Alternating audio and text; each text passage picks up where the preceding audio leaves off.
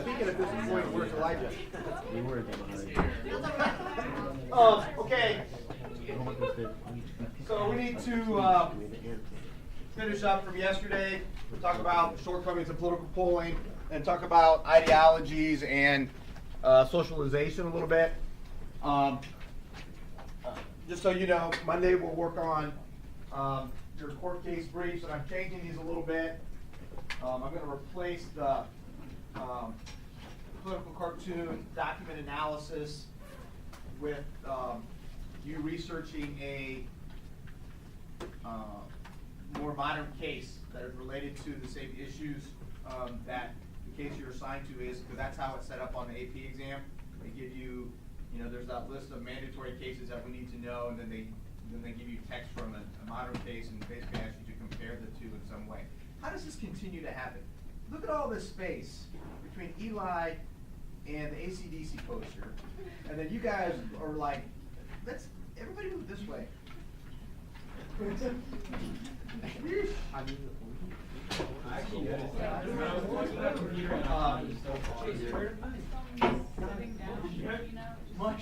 Yes. All right, so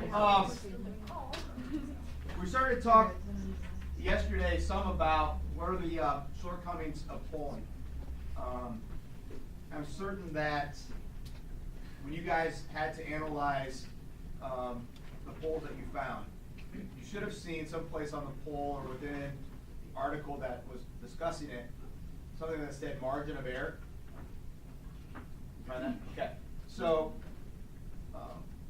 the margin of error is going to relate to some type of problem with the sample. Okay. So they didn't get 1,000 respondents, or they oversampled men, or they oversampled or undersampled another group. Okay. So they account for this statistically, but it's still going to create a possible error. So you will see something that says plus or minus, usually somewhere between 3 to 4%, hopefully not too much above 4%, which indicates which way the percentage can go in the poll, right? So if you have a poll that's like 52% answer A, 48% answer B, and it's a plus or minus 4%, the 52% could be 56 or it could be 48, right? The 48% could be 52 or it could be 44, right? Did I do that math right? So that's what you also hear, especially when you talk about a horse race poll, right? Horse race journalism is if you have two candidates running against each other and it's 52 to 48%, and the margin of error is 4%. They'll say, well, this is within the margin of error, meaning it's really could be a tie. Very easily could be a tie. Now, if somebody has 56% and the other person has 44%, right? That's not within the margin of error. That means that person is destroying the other person. Okay. So that's one thing. Limited response options. We talked a lot about this yesterday with your guys' polls, and I kind of made you guys do this. You only get two options, right? Yes or no, either or. And this has a difficult time in measuring what? Intensity, right? Now, I think there's a lot of validity to this in the sense that if we're conducting a poll over who's likely to vote for one candidate over another, okay, is it wrong to present as a polling organization to word a question something like, if you had to choose, right, you have to choose between A and B, who would you vote for? Okay? Because ultimately, most people are going to vote for either the Democratic candidate for president or the Republican candidate for president, right? They may vote for them for different reasons, and they may vote for them with varying degrees of enthusiasm. We're lucky to have it. It's okay, all of YouTube now knows how coordinated you are. Wave to the camera. She threatened me in the trash can. Trash can? Emma threatened you? No, Anna. The trash can? Anna threatened you. Yeah. I did. You just said that on camera. All right. Now, here's the thing, though. When candidates win, especially presidents, they'll say, "Oh, well, I have a mandate from the American people that won this election," right? And it's like, really? You have a mandate? It's like, you really think that every person that voted for you was like, woo-hoo? Like, you're the best thing ever? Probably not. Now, if they win like 70% to 30%, which is really not going to happen, then maybe they have a mandate. So it's just so political to try to say, well, I can propose any policies that I want because I have a mandate from the American people. Elections can't show that intensity, right? Polls, or even worse, can't show that intensity. I told you yesterday, how many of you like taking the ideological test that gave you choices? How many like the either-ors, right? How much of our elections would change if we gave people an either-or choice, right? We like assigned point values. Okay, so you're going to vote for, or you get to vote for your top 3 choices, and then you assign points to, who gets the most, like voting for the Heisman, right? So you got Trump, Hillary, and then whatever, the guy with the green party, okay? Jill Stein, okay? And so, you give Trump or Hillary a 1, you give the Green Party a 2, and you give Trump a 3, right? Hillary gets the most points, blah, blah, blah, and then you add up the total number of points, and that's who gets elected, right? Would that be more democratic? A different way to vote, okay? It's actually done in some places, not in the United States, but, all right. Let's see here. I've thought about doing that when we do like homecoming voting too, especially for like king and queen. All right. Some other shortcomings of polls. Lack of information, okay? People don't want to seem what?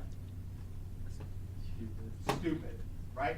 People don't want to seem stupid. So you may ask them a question that they have no idea about, but they're going to try to answer it, okay? This can be difficult to weed out.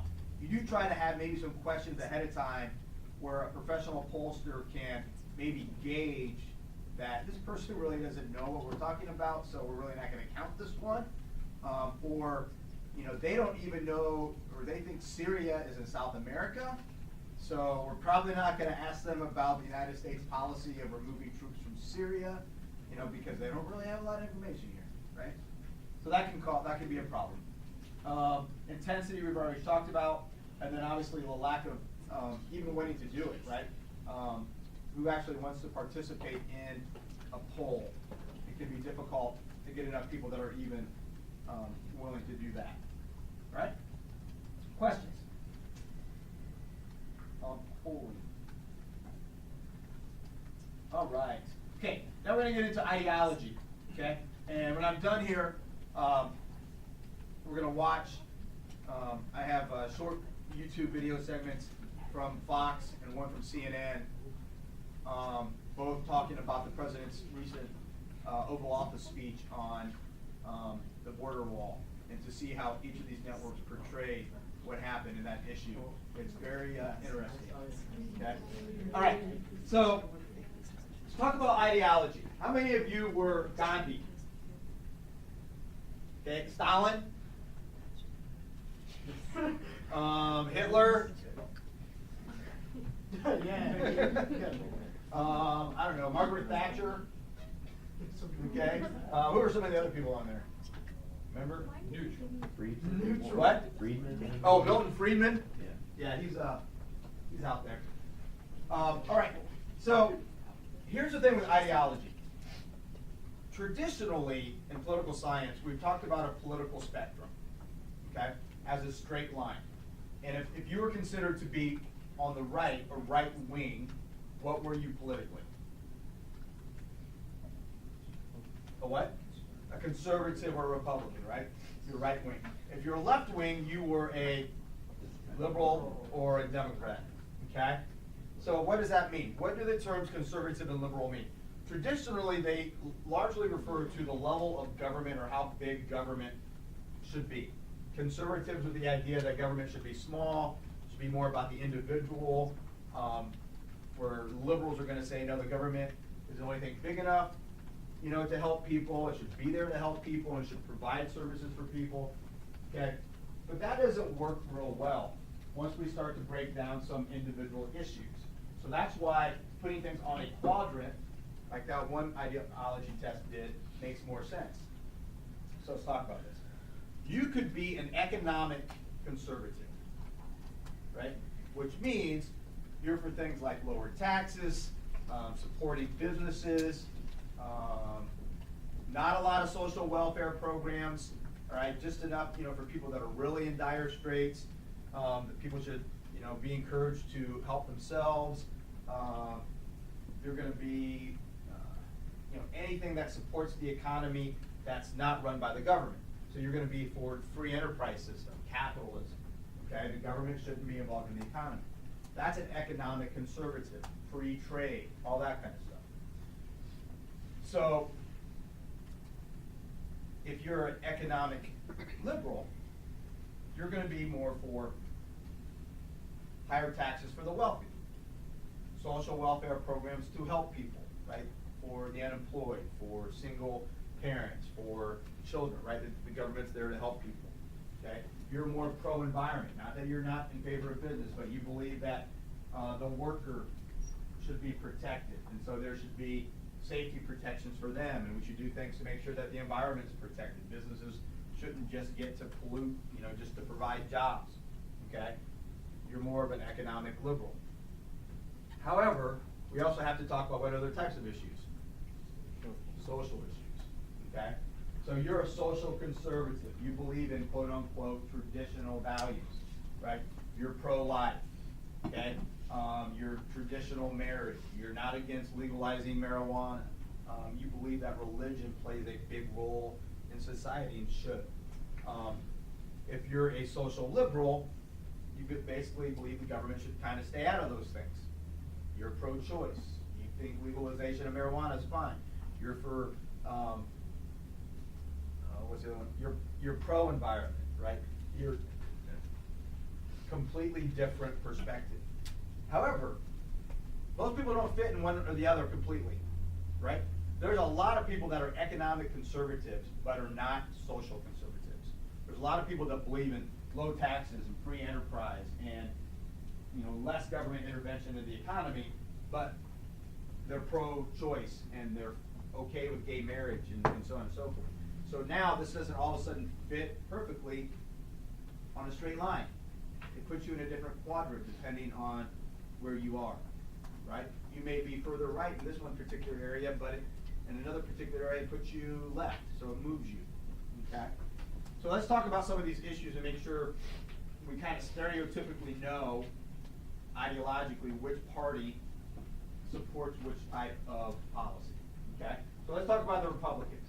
What would be some planks on the Republican platform? What does the Republican Party hold if you're a stereotypical Republican? Give it to me.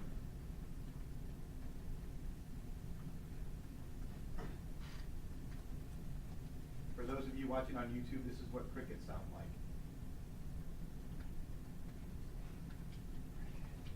What do Republicans believe? Come on, give me one. Either. Okay, Republicans, pro-life. Give me another one. Lower immigration. Okay, stricter immigration policy. Strict immigration, okay? What else?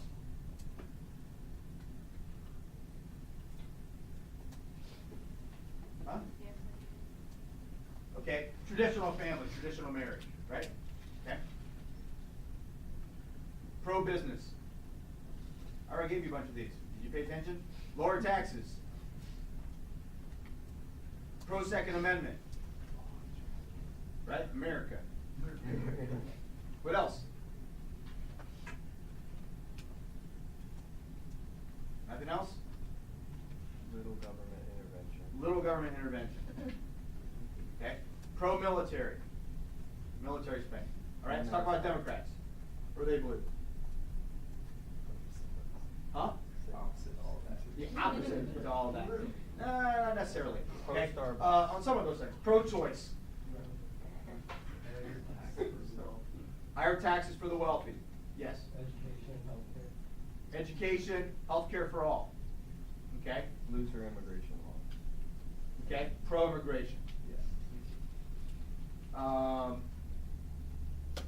Pro Starbucks. Pro Starbucks, there you go. What else? Yeah, gun control laws. Okay. There's one else I was thinking of. Forgot. Yeah, pro environment.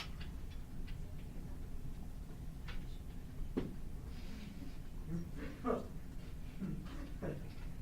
you like my microphone so you can say that? Yeah, I want to. I don't know. Okay. Okay, now, not everybody fits into one ideology, so we have these other groups. The statist, for as much government interference as possible. I call them masochists, okay? So we won't talk about them a whole lot. I really don't know anybody that's this. However, libertarians, you guys remember this term? That appeared under your chapter 1 test that everybody got mad at me for. Yeah. Okay? So libertarians are going to largely believe that the government should stay out of people's lives as much as possible. Okay? So economically, they're going to be conservative. They're going to be for low taxes, very few government welfare programs. They're going to be for big business. They're going to support all those things. However, they're also going to be very liberal when it comes to social policies. They're going to be pro-choice. They're going to be legalize whatever drug you want. They're going to be very much for civil rights. Gay marriage is fine. Libertarians do tend to be very pro-military, though. It's almost very Lockean in that sense. Remember that guy? That really ultimately the only job of government is to protect society. Somebody said, what's the difference between them and an anarchist? Ultimately, and that's some arguments that people make, I think it's a level of severity, right? Libertarians recognize the need for organization, government structure. They're just for it being limited as much as possible. You can YouTube the libertarian that ran in the last presidential election. Who was it? Johnson? Gary Johnson, I think. He at one time gave a speech at Bowling Green about why we don't need speed limits. Right, so some libertarians maybe go a little too far, but ultimately that's kind of what they believe. As little government as possible. Okay? So with all that in mind, right, we get this quadrant of where you might fall. You might be, conservative when it comes to economic policy, but then, you're more of a liberal when it comes to social things, so it moves you up a little bit this way or a little bit further this way. Most people are still in here someplace. How many of you would say you probably fall within this square? Right? Generally. Okay? Which means that we can all still go to Starbucks and Cracker Barrel, but we all may not be able to shop at Walmart, unless that's your only option. So, all right. Talked about this already. I told you that this is always a question on the exam. With the new format, I still assume it'll be there somewhere. But who is the number one agent that politically socializes you? The number one agent in your life? Parents or your family, right? Obviously, your community does. Your peers do, especially at this age. Your church does. Okay? The media does. We'll talk about that here in a second. Okay? There are very important opinion makers. That might be a government official. Again, we'll talk about that here in a second. It can help us form our political opinions. And the term is political socialization. Why do we believe what we believe about politics? Why do we believe what we believe about the government? Why do we not believe anything? Why do we not care about things? It's still being politically socialized. If you don't have opinions on politics, that is an opinion. Right? Okay. Who is messing with my PowerPoint? My bad. I'll read it.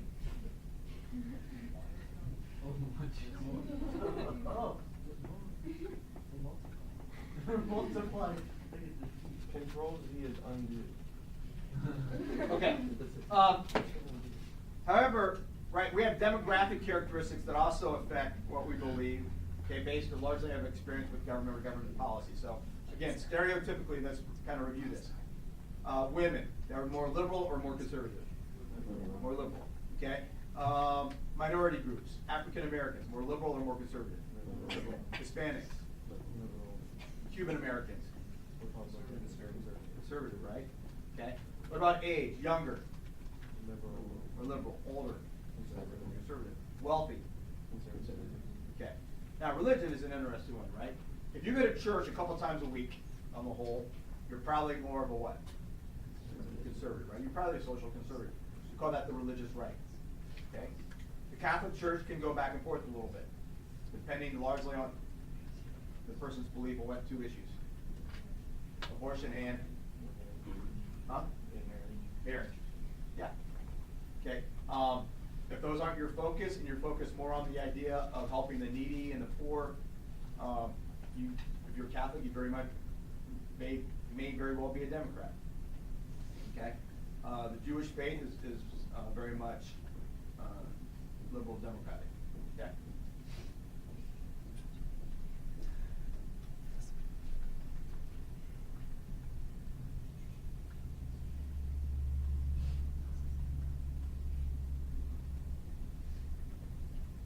All right, the media. One thing that I think is commonly misunderstood is people will say, well, the media socializes us politically. And I think that's true to a degree, but not in the same way maybe you guys are thinking of it. Fox News does not make you a Republican. Fox News does not socialize you into becoming a Republican. MSNBC does not socialize you into becoming a Democrat or a liberal. Okay? You, more than likely, and statistics and studies have shown this, you more than likely already have a conservative philosophy or ideology, and then you watch Fox News. Okay? Now, that's still going to socialize you from that point on. It's going to strengthen your opinions on some things and maybe give you some information on different issues from a conservative view that you may not have known about before. But it doesn't start the socialization process to make you that. Same thing with MSNBC being a liberal or a Democrat. It strengthens the position. It's like this. It's always nice to have friends that will tell us when we're being an idiot or we shouldn't do something or we're being a jerk, right? They tell us the truth or they give us a different perspective. However, we don't always like those friends, right? We like the friends that are going to tell us we're okay, the jeans I'm wearing don't make me look fat, I'm fine, everything's good, right? So people, if you're a conservative and you identify politically with those, you watch MSNBC for longer than 5 minutes, you're going to throw up, okay? You don't want to hear those things from that perspective. It makes you angry, okay? If you're a liberal, and I know this from experience with my best friend in the world who is a flaming liberal, and he will walk into a restaurant or an adult establishment where they serve beverages, and if they have Fox News, he demands that they change the channel. I have been with him when he walks out of an establishment because they have Fox News on. Because it so makes him ill to even be, I'm like, man, you need to lighten up. He works for a union in Detroit. I mean, so give the guy a break, you know. But yeah, we want to hear what supports what we believe. We don't want to be told we're wrong, right? We want to, yeah. So that makes sense when it comes to the media. Okay. Now, when it comes to different types of media, who dominates the radio? Conservatives. How many of you have listened to AM radio in the last year without your parents being in the car? Yeah. Okay. So you listen to Rush Limbaugh on AM radio. Right? But yeah, it's a conservative format. Why? Because most people that listen to traditional radio are old. Social media, even though we now have a president that tweets every day and every minute, it's still dominated by the Democratic Party. Republicans are catching up, but it's still, okay? When it comes to, obviously, cable news, we've talked about it, right? You have conservatives on Fox News, right? You have liberals on MSNBC. CNN still tries to portray itself as middle of the road, but I think it's difficult to argue that they're middle of the road anymore. I mean, they may be middle of the road, but they're obviously, anti-President Trump. I'm not saying that's necessarily a bad thing. I'm just saying that that's what it is, okay? All right. Here's a term that I need you to be familiar with. See, this happens every year. I'll go over something 100 times, and I won't use the particular term that gets used on the exam, and my students will miss it. So last year on the exam, they used the term bully pulpit.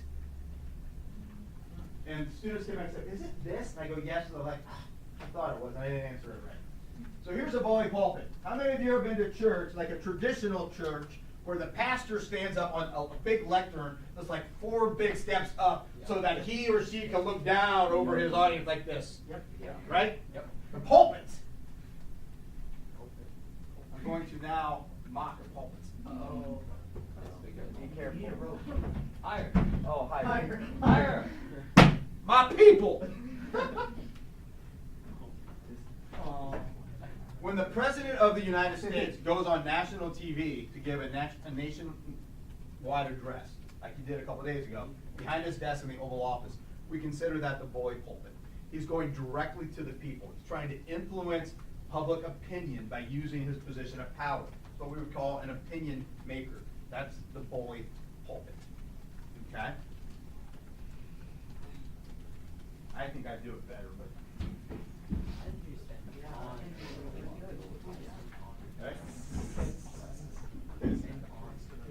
Everybody that sees this on YouTube that doesn't know me is now trying to call into the school and saying, someone needs to look into this guy. He's a commie. Who said that? All right. Political knowledge. This is what we'll finish up with. If you understand some things about politics, and I'm going to assume, I would like to do a study sometime, I don't know how I do it, but I'm pretty sure that most people that have had me for class vote when they leave school. Now, I think that's also characteristic of Marysville. But if you are aware of things that are going on around you, there's probably a pretty good chance that you're involved, right? You're at least voting. There's a term, and you should be familiar with this. It's on your Born Identity assignment, which, by the way, again, how many of you are planning to wait till 10 o'clock Sunday night to interview mom or dad?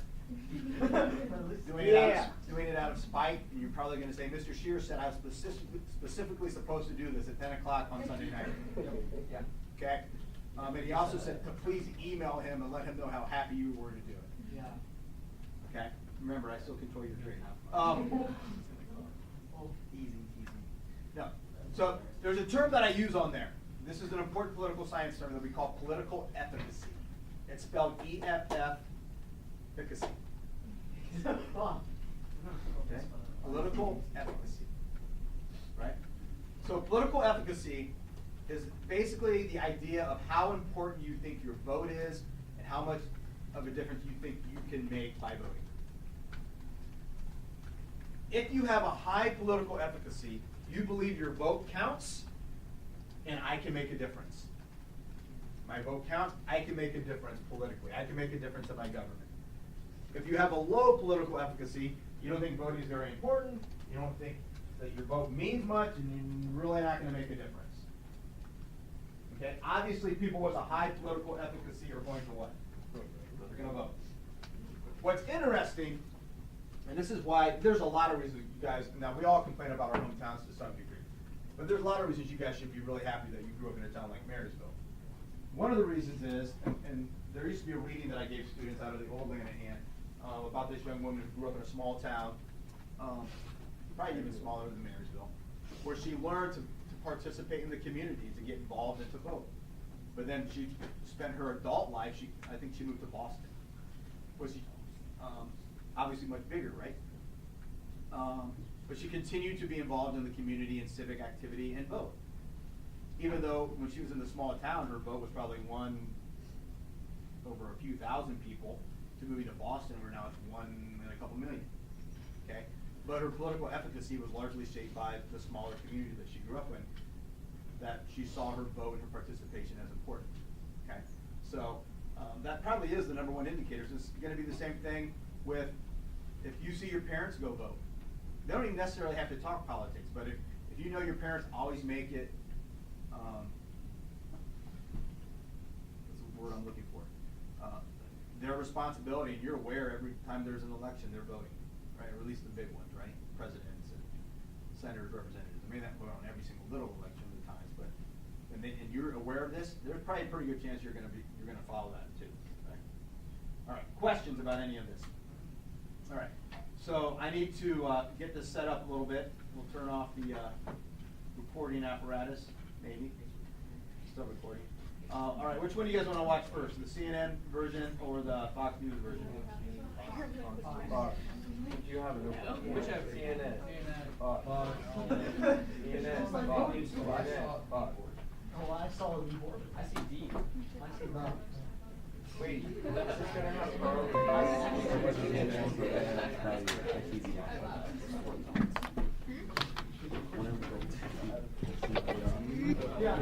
All right, here we go.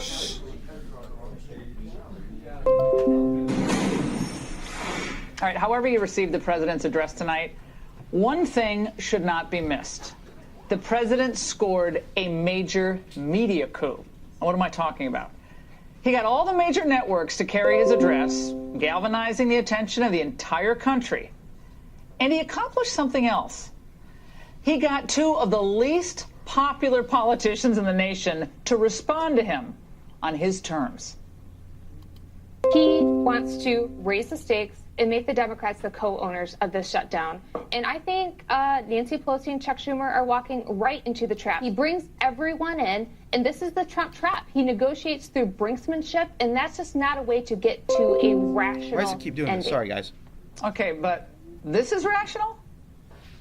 The president is rejecting these bipartisan bills, which would reopen government, over his obsession with forcing American taxpayers to waste billions of dollars on an expensive and ineffective wall. We don't govern by